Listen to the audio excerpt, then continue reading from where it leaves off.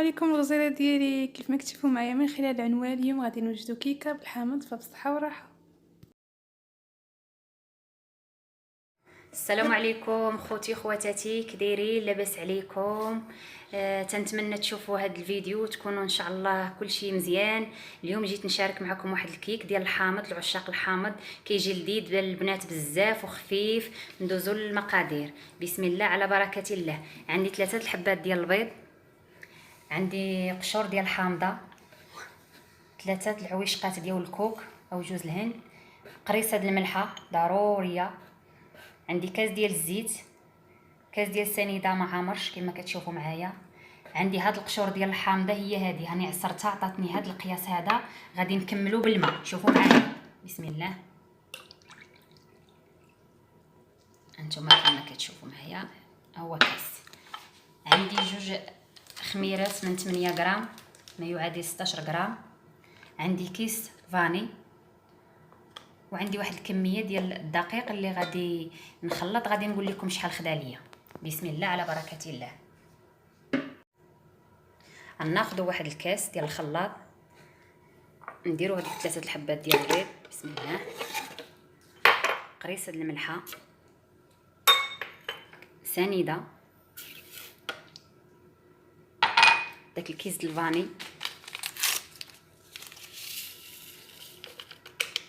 ونخلط هاد المكونات ونتلاقاو.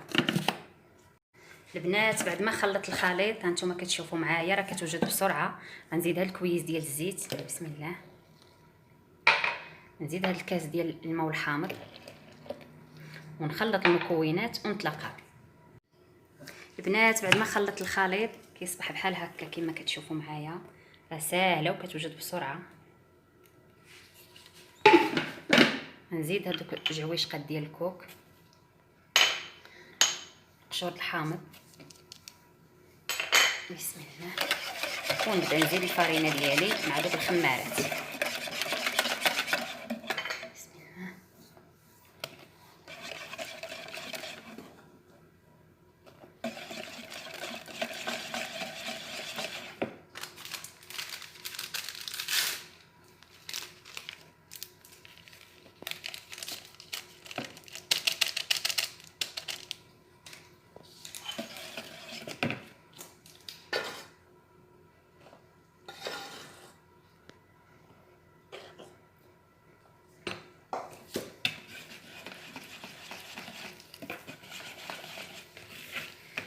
البنات انا راني عابره الفرينه دايره 3 الكيسان، ولكن غادي نشوف شحال غيبقى.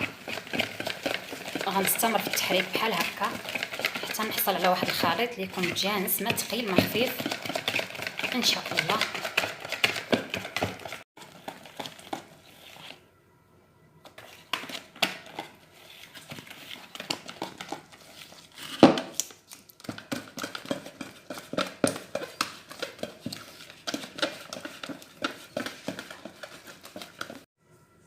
البنات بعد ما خلطت الخليط هانتوما كيصبح بحال هكا. شو دوك الحبيبات ديال الكوك وديال الحامض. عندي واحد المولد هانتو شويه ديال الزيت او الزبده والفرينه. الفران راني شعلته باش يسخن شويه، وغادي نكب هذا الخليط ديالي بهذه الطريقه بحال هكا. بسم الله.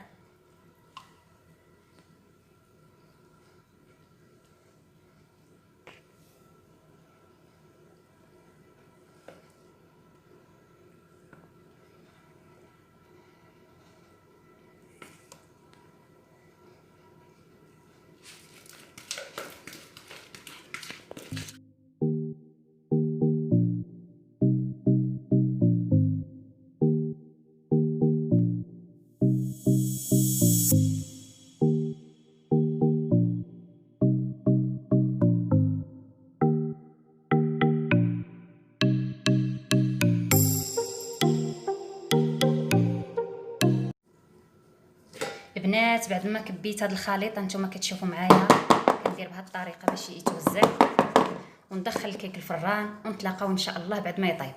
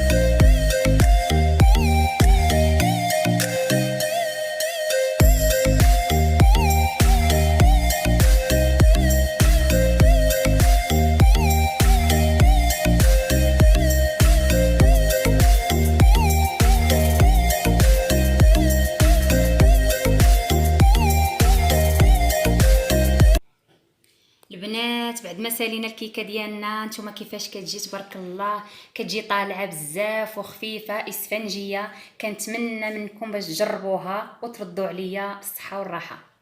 Just be careful, nah, nah.